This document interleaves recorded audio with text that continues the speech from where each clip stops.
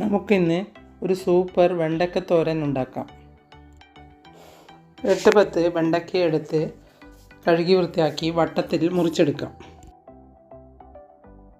ഒരു ചീനച്ചട്ടിയിൽ 1 table spoon വെളിച്ചെണ്ണ ഒഴിച്ചു കൊടുത്ത് 2 നുള്ളി കടുകും കറിവേപ്പിലയും ചെറിയ ചുവന്നുള്ളിയും ഇട്ട് ഒന്ന് മൂത്ത ശേഷം അതിലേക്ക് 1/2 ടീസ്പൂൺ മുളക് പൊടിയും 1/2 ടീസ്പൂൺ ചില്ലി ഫ്ലേക്സും ഇട്ട് ഒന്ന് മൂപ്പിച്ച ശേഷം അതിലേക്ക് പകുതി സവാള മുറിച്ചിട്ട് ഇളക്കി ചെറുതായി മുറിച്ച വെണ്ടക്കയിട്ട് ഒന്ന് ഇളക്കിയെടുക്കാം. ആവശ്യത്തിനുള്ള ഉപ്പിട്ട് 1 ടേബിൾ സ്പൂൺ വെള്ളവും ഒഴിച്ച് ഒന്ന് ഇളക്കിയെടുക്കാം. അതിലേക്ക് ഒരു മുട്ട പൊട്ടിച്ച് 1 നുള്ളി മഞ്ഞൾപ്പൊടി ഇട്ട് ഇളക്കി ഇതിലേക്ക് ഒഴിച്ചു കൊടുക്കാം.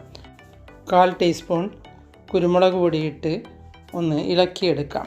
അതിനുശേഷം ഇതിലേക്ക് 1/4 ടീസ്പൂൺ പശുവിൻ നെയ്യ് ഒഴിച്ച് 2 ടേബിൾ സ്പൂൺ തേങ്ങയും ഇട്ട് ഇളക്കിയെടുത്താൽ ഇത് റെഡിയായി.